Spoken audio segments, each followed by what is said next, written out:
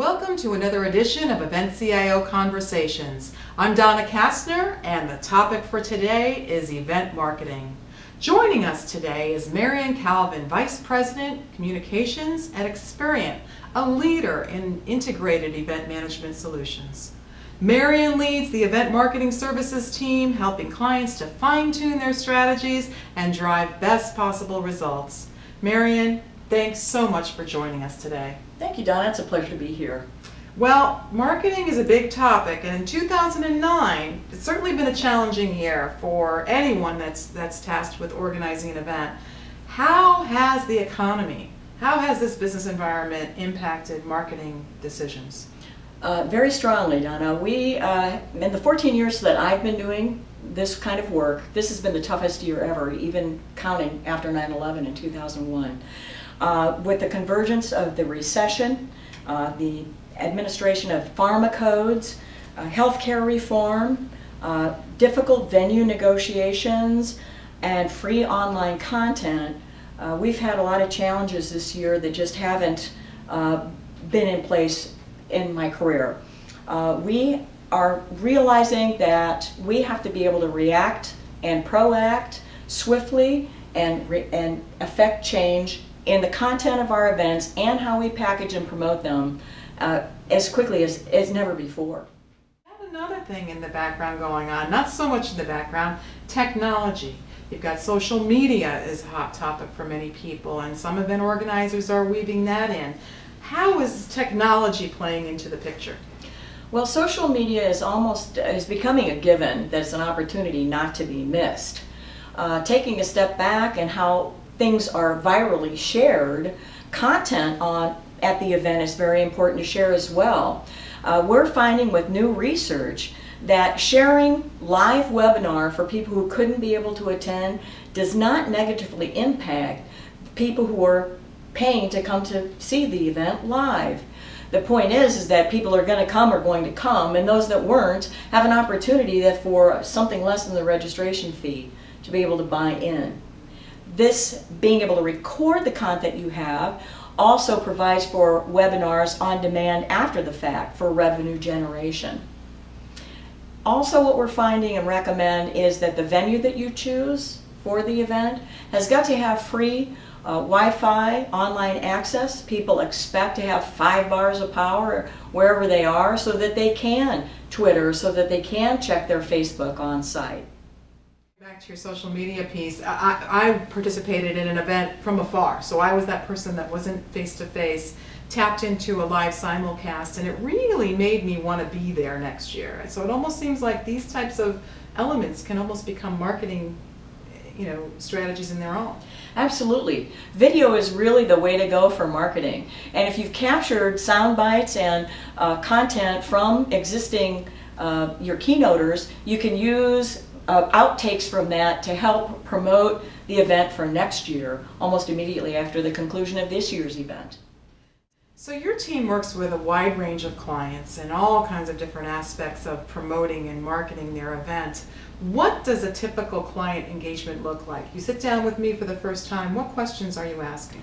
Well, we're going to look at the strategic plan for the organization to see how the event fits in. We want to look at the most recent member needs analysis so we can determine what they say they want to know and how they want to be spoken to and contacted and reached. We also asked to look at the last 3 years worth of attendee satisfaction and exhibitor satisfaction surveys so that we can see if there are any trends there. We also go online and compare with Census Bureau information and labor relations material to find out if that industry you're serving is considered in the 10-year projections to be a growth, no growth, or slow growth industry.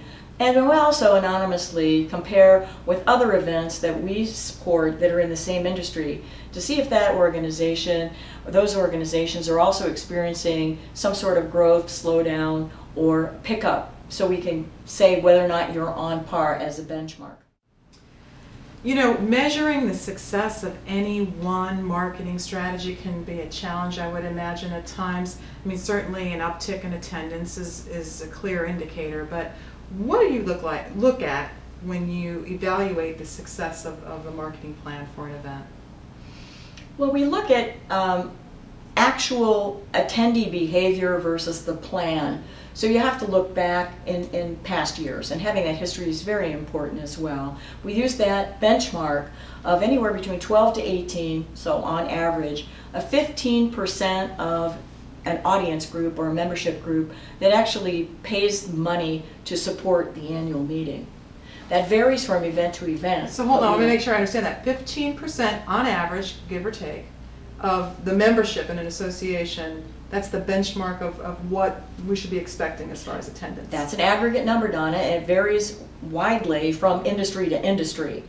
Some groups get a lot more attendance on average and some less. But when we're first going in to evaluate how well you're doing, and I ask what your database is or the size of your membership, and then I ask how many paid registrants do you get. I compare that ratio there to see if you're on par with what others are doing.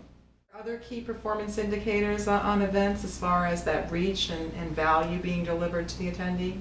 Well, any well-done marketing piece, no matter what channel that you use, whether it's email, direct mail, or any other kind of touch, should generate a tried and true 1 to 3% response rate. When we say response rate, I'm not saying just contacting me for more information. I'm talking about an investment there and where they actually can purchase. So if your touches are not achieving that kind of a response rate, you need to do a little more testing, need to be tailoring that message. And with the advent of email and even some of the variable print capabilities you can, if you're still relying on print media, to tailor a message, there's no reason to send one promo piece and one attraction message to every member of your audience. It's too easy to customize. Boy, you've certainly sparked a lot of ideas for me and hopefully for those tuning in, and I want to thank you for sharing your insight today. And thanks for joining us for another edition of EventCIO Conversations. This is Donna Kastner, and we'll see you next time.